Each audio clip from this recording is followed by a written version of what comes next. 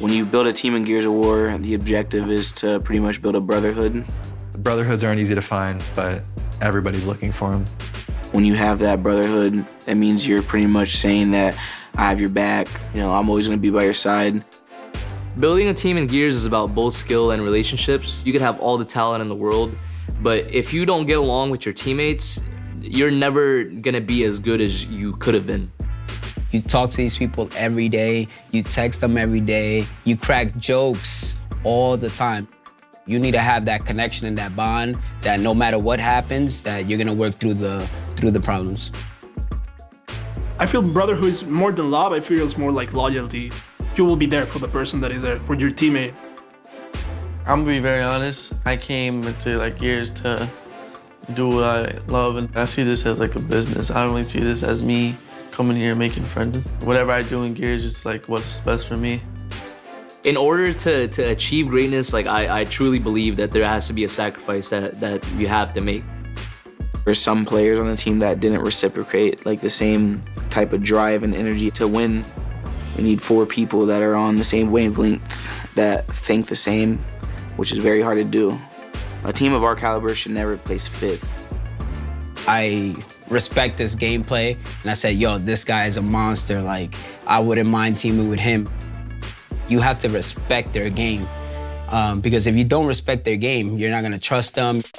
When the team breaks up, I feel like it's just sad. In-game turmoil, outside of game turmoil led to explosive wanting a roster change. We would see each other, like we would walk past each other, but we would never talk, like since the betrayal. You have 5 totally different human beings that have 5 different ideas of how to play the game. If you don't have respect, you don't really have much of anything. Every single tournament, we go out there and we give it our all. The objective is to pretty much build a brotherhood. We're playing for the person on the left and the person on the right. Being at the top, you have this feeling that you're always being watched, like everyone wants to take you down.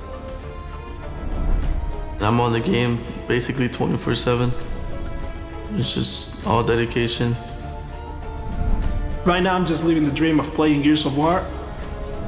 I have no regrets, and I'm here to dominate. I'm trying to achieve a goal and trying to prove people wrong. It's about winning.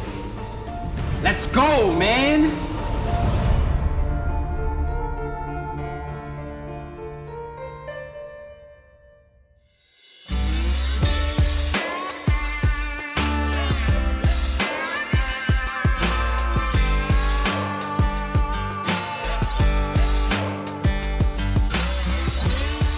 I'm sick and tired of losing. I've gotten second 5 times. So I'm ready to get over that hump. I'm gonna do whatever it takes to win.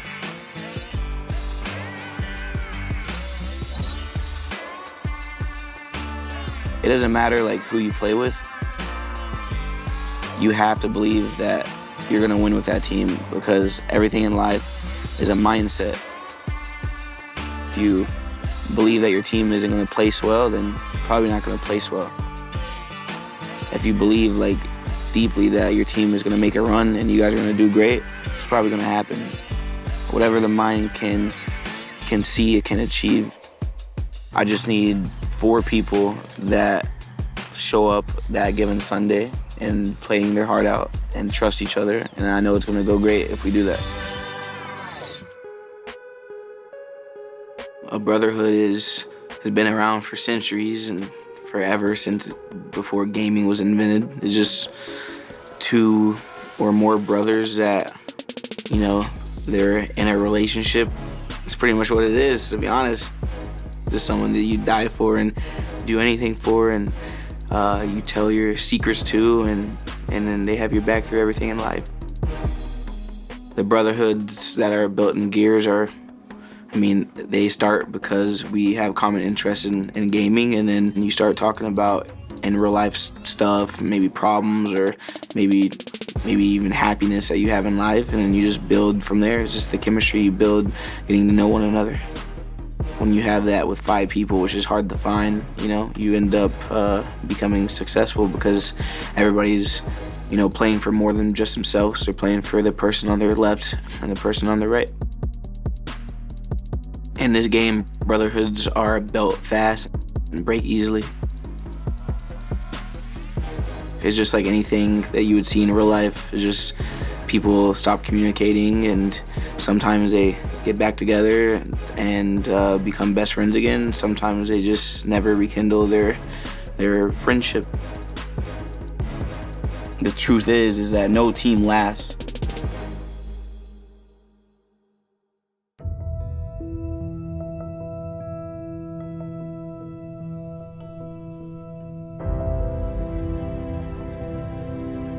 My mom started getting really supportive in like Gears of War Ultimate Edition.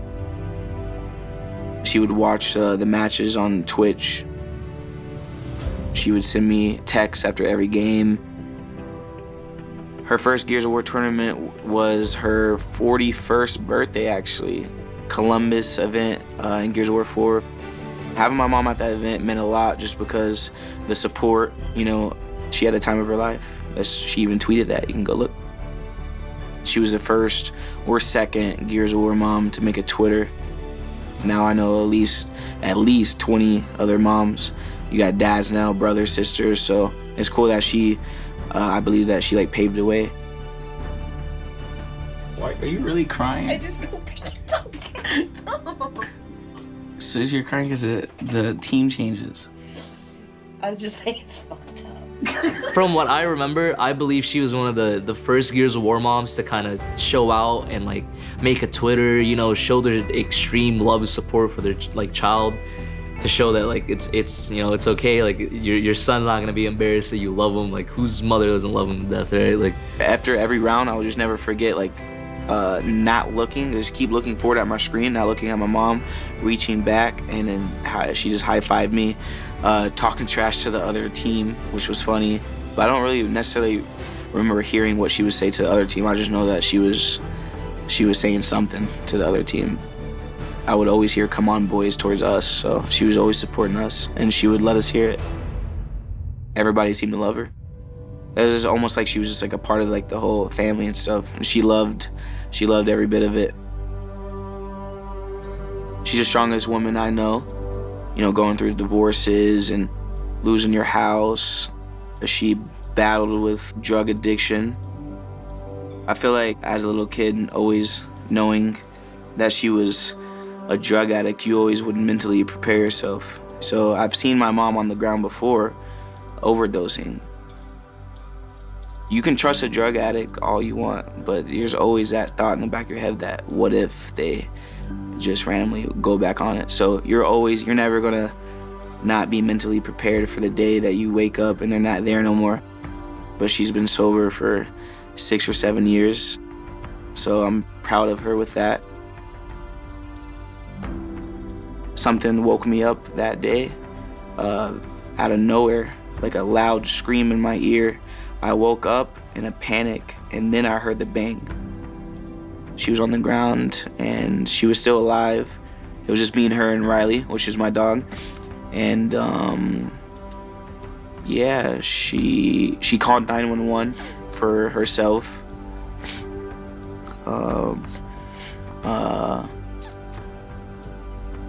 The ambulance didn't come fast enough, and she just had a heart attack, I guess, moral of the story. A random heart attack. She was 41 years old. She was fine. She wasn't drug related, just, you know, she's been sober for 6 years. It was simply just a random heart attack that the ambulance didn't come fast enough because we live in the country. And yeah, she ended up passing away in my arms. And she just was fine one night laughing, and the next night she was gone. What's up?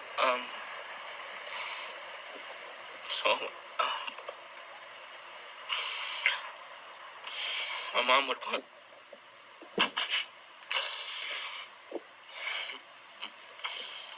would want me to tell you guys that she loved everybody.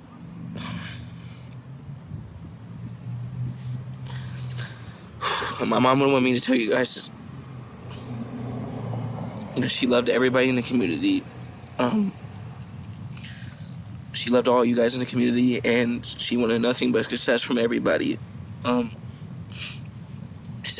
saddens me to tell you guys that my mom passed away.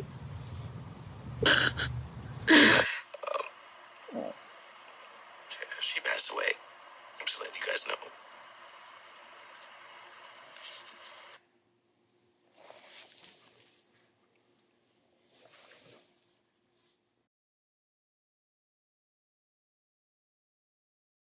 I feel like in that moment I knew that I was about to be like the strongest person in the world, and there's nothing that could stop me.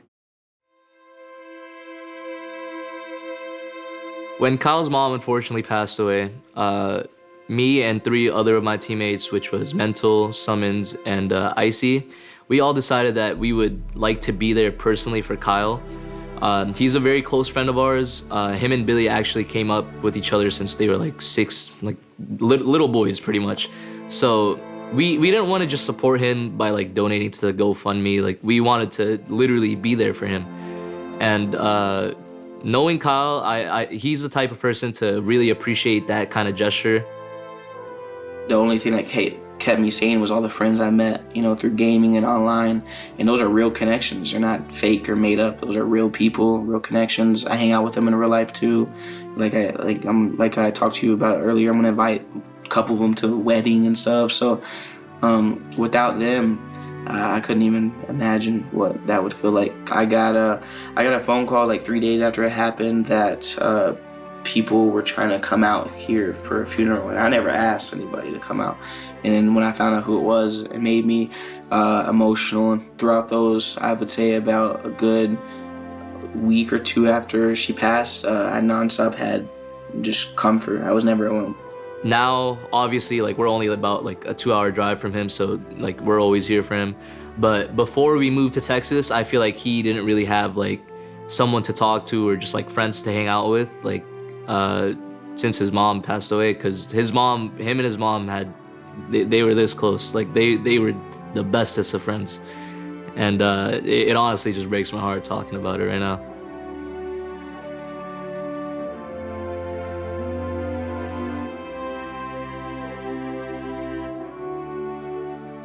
I just know that she's with me. She pushes me.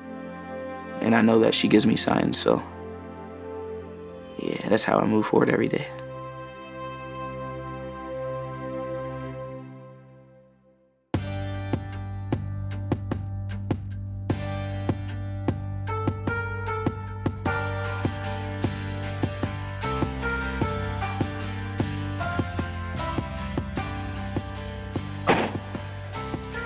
Hi. Hey, what's up? This is my grandma. I call her Meemaw, my mother's mom.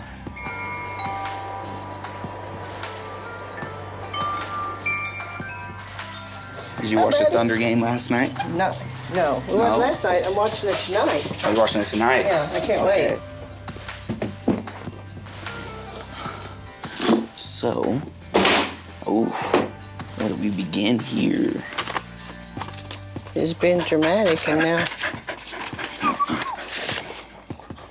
Okay. There we go. Oh. A little pretty smile, huh? Yeah, she's beautiful. How old was she when she got married? 22. She was 22. 21 or 22, yeah. She waited a while. You kind of look like her, you know? Not at all. Yes, you do. You have features of her. Like what? Nose, cheeks.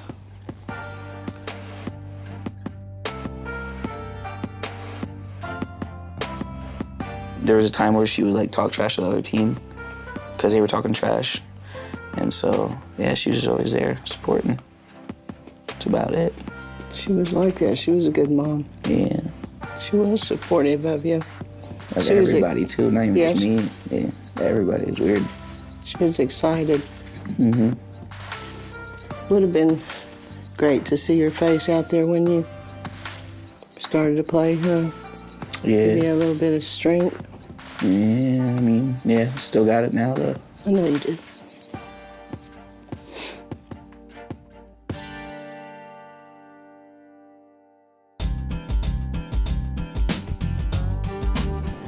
That's pretty cool. I just want to order some food. Just want to order?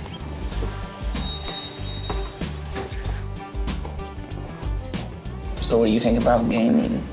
Dude, you know, I'm just learning. Okay. Well, what do you think so far? I think I back you up on anything you do. No, not me. I mean, what do you think about gaming, not me? It took a while, you know, to even know that it was a sport. But now that I see, that now that I watch you, I was like, this is really cool. I'm still learning though, you know. I think it's cool when y'all switch out the Guns? The guns and stuff. Of course, I like, everybody says, there's Kyle, there's Kyle. Oh, he's number one. I'm learning. Yeah. Learning as I go. I love you though. I love you too. Yeah, so after my mom passed, my org at the time, Echo Fox, actually paid for the funeral. So I always appreciate what they've done to help. And so, you know, to pay my respects towards them, underneath her dress and her coffin is an Echo Fox shirt.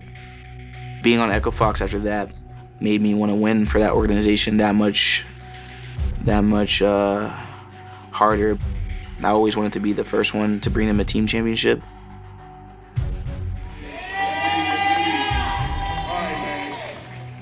So I was offered to go to Team Envious, which was a bigger organization for sure. But I just thought it was right to win under Echo Fox just because that was the last team my mom remembered. You know, she's wearing the shirt as we speak even right now. So I was just gonna stay loyal to, even though I was having doubts about leaving the certain players I was teaming with, at the end of the day, I chose to stay. And then they hit me with an offer that I just couldn't decline, and they said, all right, well, if you're not gonna join Envy, then we'll just join you. So the transition from Envy to Echo Fox, we've been welcomed with, you know, open arms. We wanted to play with Kyle, so we contacted him like, hey, would you like to join Team Envious or whatnot? And then he gave us the reasoning. He had like ties with Echo Fox, and like we understood that. We sat down, we thought about it, it was like, oh, why don't we just go to Echo Fox? I just never expected that in a million years. So when I heard that offer, I was like, okay, well, I can't really decline that. Like, that's pretty cool. So that's what happened.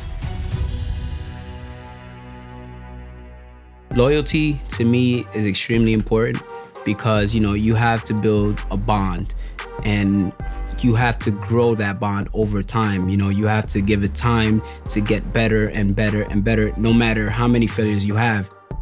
I see a lot of teams struggling whenever they do bring one or two players into an established roster. And I believe that's because they don't make the attempt to try and keep that same identity that they had before bringing them on. I feel like it's a lot easier to kind of bring them on and just kind of bringing up to speed instead of just starting all over as a brand new 5. I've started with people that no one ever knew whatsoever. Like, didn't know them, or they're amateurs, or they'll never be pro, and we've been to the top. My team's always been top 3 or top 2, even winning a championship, so the proof is there. At the end of season 1, we needed something a little bit more, so we brought in Danny, which is ÄgÄɗɛcɛʀ from Mexico.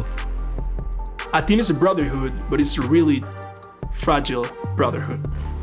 So when I went Ghost, like, I knew that my passion was there. It was just like myself, I didn't feel comfortable there, not because they were bad or something. It was just Jadi and Rips.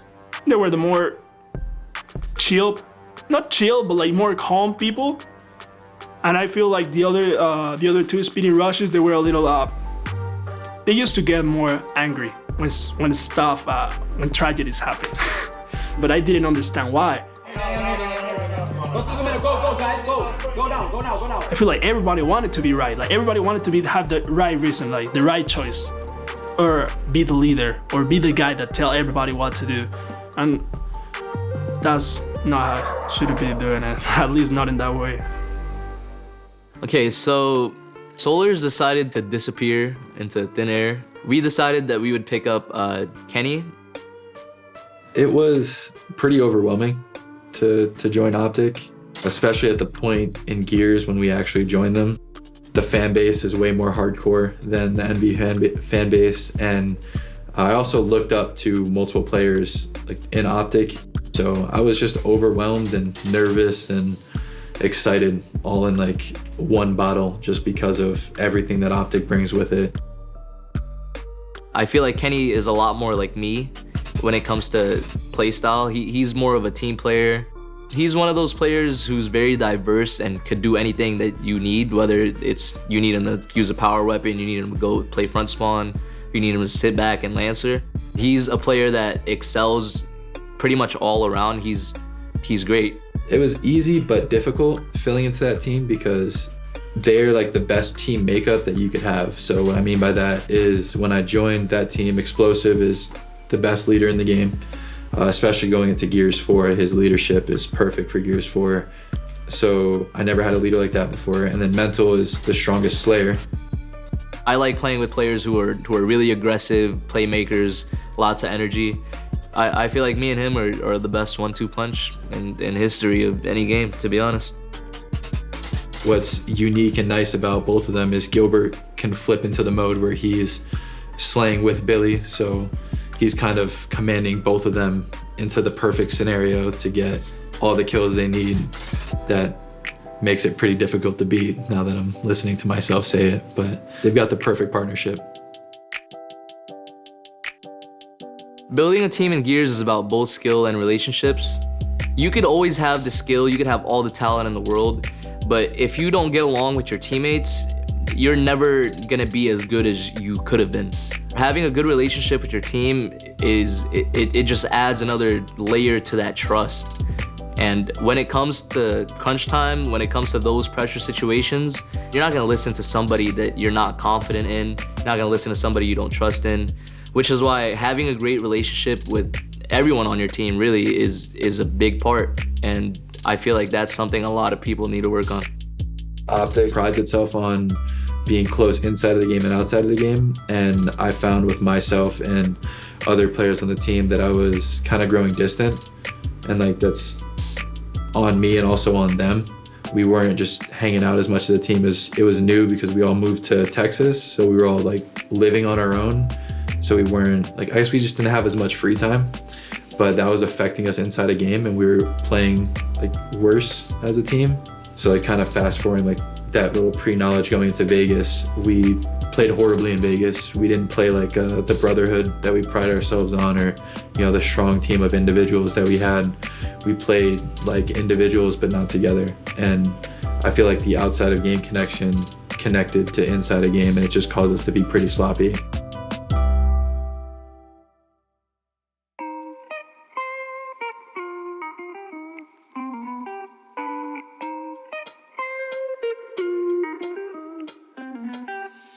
After getting 4th at the tournament, regardless of individual performances, we had multiple arguments after the event, and those arguments led to us like kind of having outside of game turmoil where people were just annoyed with each other, and rather than like solving the issues and just like talking it out and not resulting to a roster change, they being mainly Explosive decided that he wanted a roster change. That's his ship over there. If he wants a change, that change is happening. So during that last team meeting when we were deciding what the verdict of the situation was, we had actually come to a conclusion that we would continue to team with each other. But Justin had a last couple comments before that meeting ended, and this was like the literal end of the meeting. Like I was ready to leave, like, all right, I got my team together, and then he started saying some things that kind of, I guess, was on his mind for the past like couple weeks, because like I said, we did take a break. He started telling us that he kind of felt like the scapegoat of the team a little bit, and he also said that he felt like me, Billy, and Summons were starting to be complacent. And in other words, he pretty much told us he thinks that him and Icy want to work harder than all three of us combined. As someone who holds myself to the standards that I do, like I kind of took that personally, especially coming from Kenny.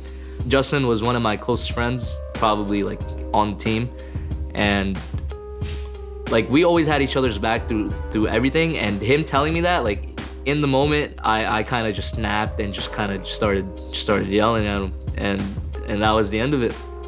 It pissed me off extremely, and you couldn't tell from the other guys, but all three of them were mad too. I spoke to the other two afterwards, and they got mad about it too, even though they didn't really say anything, because I kind of just took over the mic.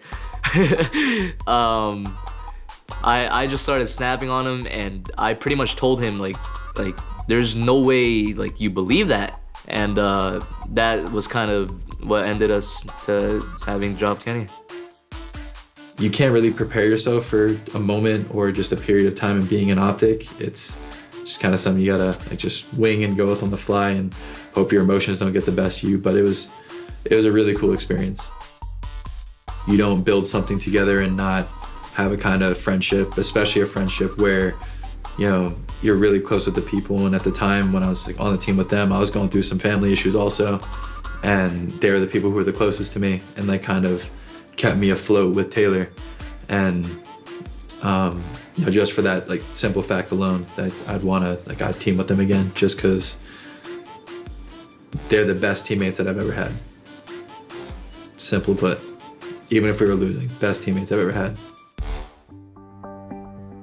We just weren't playing good as a team, and I personally thought that I don't want to say we, but it is we, but I personally just thought that them in particular had that mental block against Optic, to the point where I remember going to the Echo Fox studios in LA. You get a hug. Oh, are you kidding me, man? And going up to Rick Fox and saying like, we need to have a talk, you need to help us, because I feel like personally these guys have a mental block against Optic. I feel like I see it, like we talk differently when we play them, we play differently when we play them, but other teams we run through. So I remember Rick Fox talked to us for about an hour about how Coach Phil Jackson sat Kobe Bryant and Shaq down in a room with a lot of other people. There was candles lit everywhere. It was a dark room, and they were forced to like hold hands and like meditate together because they were going through like similar struggles in terms of like becoming one as a team. So there's like little stories like that Rick Fox is telling us and trying to help us, you know, become better. What about you over here, Kyle? You think it's gonna be a loss or what? It's gonna be W, but I'm not much of a talker. We'll see.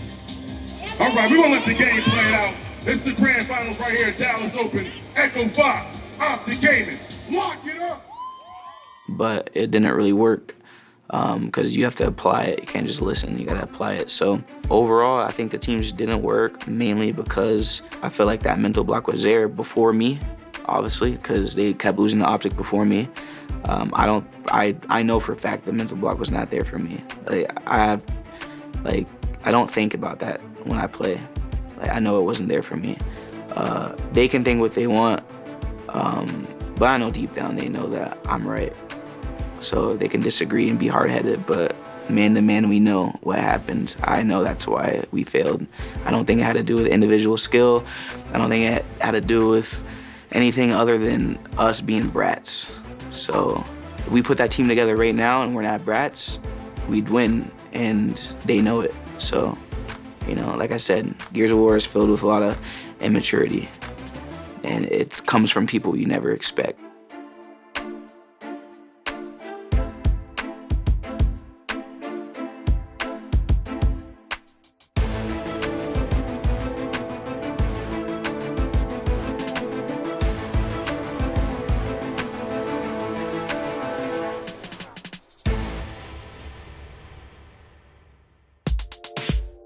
So Echo Fox falls apart. It left me and Fran to look for 3. So now the team is Kenny and Icy, which were on Optic, me and Fran, which were on Echo, and then Powers, which was the rookie that's never been to an event. So we made our team, and the first event we got second, and then the second event we stuck it out. We got, I think we got 4th or so, but we didn't even play Optic that event. Trust in a team is honestly everything. it's just like a relationship, like literally. If you don't trust everyone on your team, then like there's always gonna be like that missing spot that you can't figure out like why you can't fill it in, you know? Like having that trust with one another is another thing that'll help you succeed, especially in the game of Gears of War. Team play and just like kind of moving around with each other and knowing like each other's tendencies plays a big part. And honestly, without trust, like that's where like the really hectic teams, I feel like that's like the root of their problem, is that not only do they not have like that voice to listen to, but when somebody does try and attempt to like speak up and step up, then the players don't trust them, and it just doesn't work out. Yeah, what it takes to build a team that's full of brotherhood is, I think the first thing you would need is respect.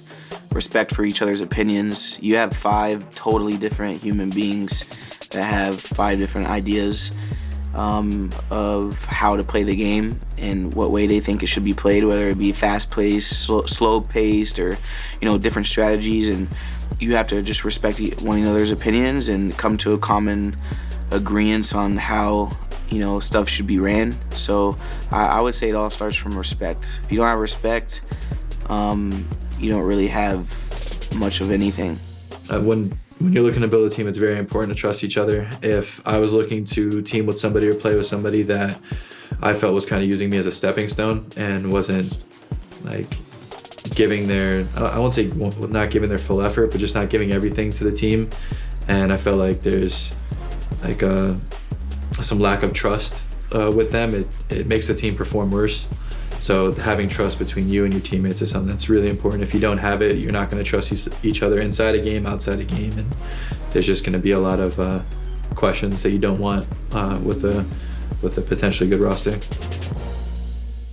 When you build a team, you know, there's a lot of brotherhood involved because, you know, these are the guys you talk to every single day.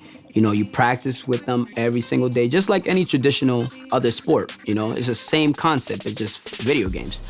You know, so you build a true bond with them, you hang out, you know, you build that chemistry, which ties into in-game, because the more you like somebody and you consider them as your brother, as, you know, a great teammate, you know, the better you're gonna play at these tournaments or just in practice in general. You know, you gotta like each other, you gotta gel. You have to do like the right things. You have to play for each other. You have to help each other. I think brotherhood, it means loyalty. Because even that you don't love somebody, you will still have their back. If something happened and you're in the same team, you will have their back. What it takes to build a team, Gears Pro Circuit, is you gotta have trust with each other. First, you gotta trust each other not to, you know, leave you guys for another team. And you guys have to be dedicated. And also, you have to grind the game together, get better together, that's how you grow. But you guys just have to have each other's back.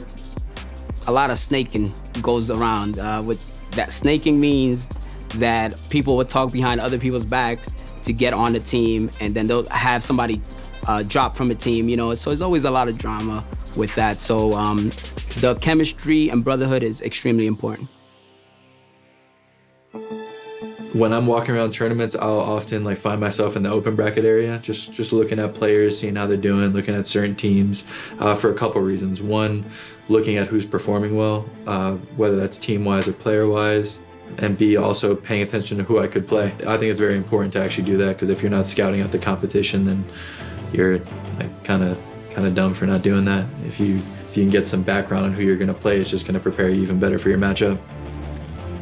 Honestly, building a team is just having an identity. That's really all it is, and it's different from traditional sports because obviously, like, you can't just get 10 people who are the same height. That's not gonna work out. You guys will just get dunked on all day or something. But in esports, it's different because it's not about who we are. It's about like who Explosive is. You know, it's not about who Gilbert is. Yeah, I don't have to be 6'4" to be considered good at Gears of War. It's about a controller. Everyone's on the same even playing field. So in traditional sports, most teams are being built by management or upper management on like who they want on their roster. In Gears of War, it's decided by the players. You know, the players decide who they want to play with, and all 5 people come together and decide, you know, what team they want to fully have. And sometimes you might start with, you know, 2 or 3 pieces, and you're looking for your 4th and 5th to fill out the roster. Usually how it goes is it goes by majority votes most of the time. So like if 3 people want this guy off the team and 1 person doesn't, then that 1 person who doesn't kind of has to decide whether or not like he wants to include himself like with the person who wants to be dropped, or wants to stay with like the core 3, I guess, and just kind of build from there. I guess like the main thing right now in esports is you're never really guaranteed a spot. Like you're never gonna be safe, which is one thing, like which is the reason why I believe every player should be giving their all day in, day out. Because like I said, you could wake up tomorrow and all of this is gone.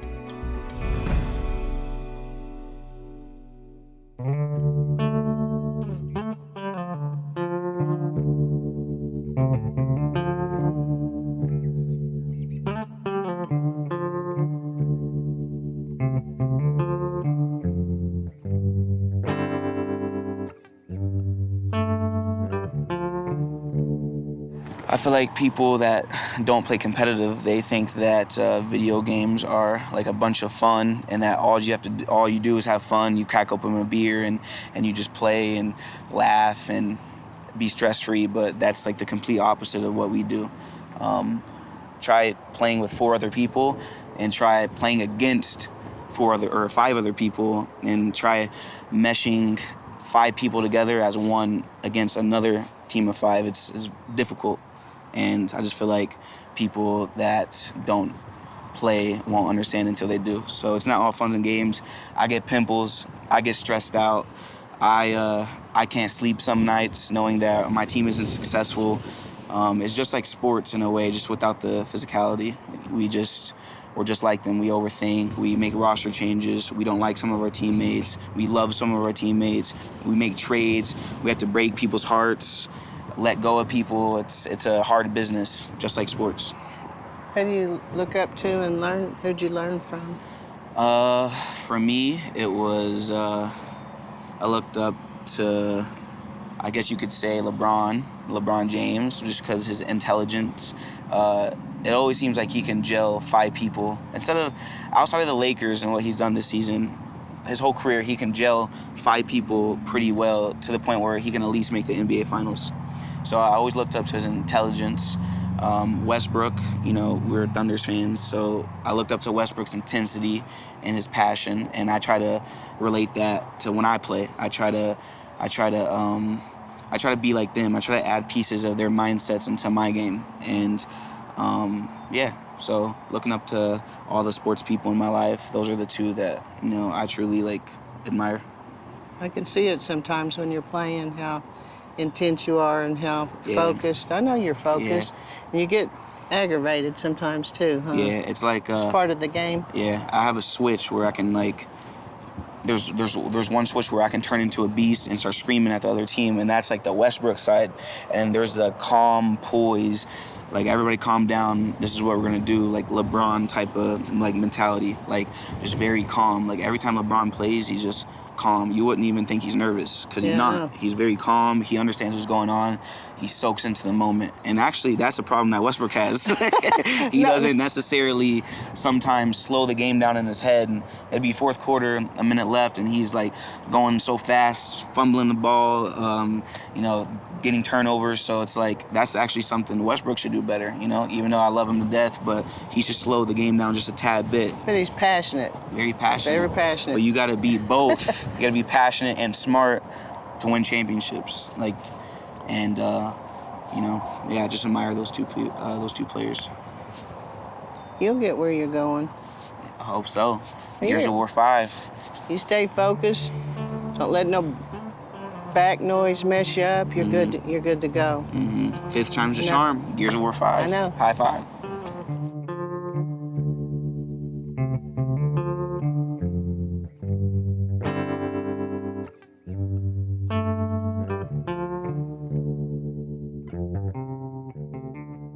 After my mom passed, yeah, my drive to win was insane. You do not win the event at the event. This is never how it works. You win the event at home. You win by preparation. You win by practice. You win by watching film. We need 4 people that are on the same wavelength, that think the same, which is very hard to do. So until that day, you know, we're not gonna win. But once I get 4 people, and it could be the team I'm on right now, 4 people that all combine and mesh together and listen to each other like a relationship, like, we'll be okay, and I'm sure we'll win.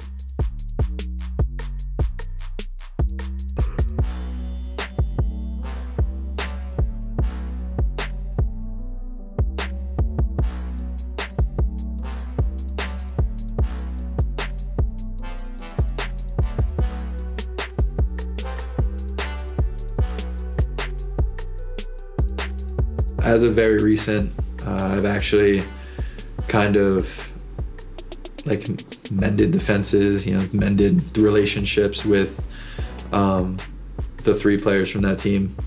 And I didn't really have an issue with mental or summons. It was mainly, you know, Gilbert.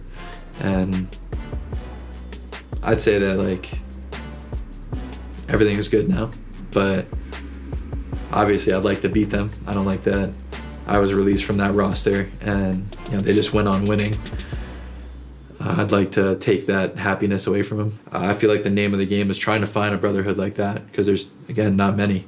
And once you find that brotherhood, keeping that brotherhood, because once you lose it, like, you're gonna look back on it and wish you had it back. Someone goes, give me the offer of getting my dream team, Latin American team, literally, it was hard. It was hard to go with a friend and left the other friend, because, you know, I just wish things would have been different. I know things could have been different. I do not regret it. I just wish some things could have been different, because I don't think it was the best way to do it. I didn't want to drop Yadi. It just hurt me the most, because I was a part of Ghost Gaming before they had a Twitter, before they even had a logo, before anything. We were the original team. I was the original captain of that squad, you know, and we were their first esports team. So it hurt me a lot, because it's something I felt like I built as well, but not really, you know, I guess you could say. We built something great, but as you can see, it could all be casted away after a few months, just like that. I feel like there's hard feelings after, you know, org drops you, or the team you've been teaming with for a long time drops you. There's always that, like, feeling you're gonna have that, like, damn, like, they actually dropped me. At the end of the day, is, like I said, it's business, and they want to do what's best for them, so you gotta do what's best for you. In the moment that you lose a big organization that you were sponsored by, it sucks, because it's like the people that sponsored you believed in you at first, and then they let you go, and it's gut punching at first, but eventually you learn to get over it, and that's just a part of the business. We lost Echo Fox as an org around October 2018, after the second event, after San Diego. It definitely sucked, heartbroken, because I was addicted to wanting to win for that organization. Like, I wanted to see Rick Fox high-five me and smile and be like, you did it, brother. Unfortunately, that didn't happen. I think we was arguing in a group chat. It was me and Justin, arguing back and forth, you know. Everybody had negative vibes, so we're just arguing. And things were said, obviously. I'm not gonna get into it, but things were said by me and him. And I think Kenny made a new group chat with everybody else. I think it got to the point where, like, I knew I was getting dropped. I just felt like I was. So, like, I texted Fran, you know, saying, like, I forgot what I said, but I'm pretty sure, like, I thanked him for giving me a chance and stuff like that. And the next day, I think Kyle gives me a call, explaining to me, like, everything that happened. And I just, like, I didn't break down. I was just like, damn, like, actually like happening, you know? Things started to change after that. I never talked about this on camera, but yeah, I started to notice a change in myself after that. After losing the organization, the stresses with that, you know, you're not getting salary, you have to find something new. The game's already been out for like 2 years. Organizations want to wait until Gears 5. You're stressing about the money. That was probably one of the darkest times of my life because the girlfriend that I had that has been supporting me for years, you know, I made some mistakes in terms of taking my anger on her verbally with my mom's situations and stuff. And yeah, she ended up leaving. And so I felt like I had to deal with 2 deaths at once. And so I just now, I think, came to the grip with all that. It's a little emotional just because these jerseys are pretty cool. I like them. So there's a lot of memories that are involved with them. So I don't really feel sad. I just feel like I wish I could wear them again. And I feel like I am one day. So it's kind of like how I look at it. I haven't been myself since October, to be honest. And I know like a lot of people see that. I had to find myself and see what I need to do to make myself happy. But now that I'm starting to find myself and to start to find self-happiness, I feel like the Gears of War passion is coming back fast, very fast. I just can't wait to feel that feeling when you put the new Gears of War game into the Xbox and it feels like you're a little kid all over again. I'm not gonna let Optic or anybody in that matter get in my way for Gears of War 5, but the thing is that it's not up to me. It's up to me and 4 other people. So you have to all have that mindset. So I know I have it, so I'm not letting anybody get in my way. So if there's anything that I do know is that in Gears 5, I am gonna win a championship for my mother. And I believe that, truly.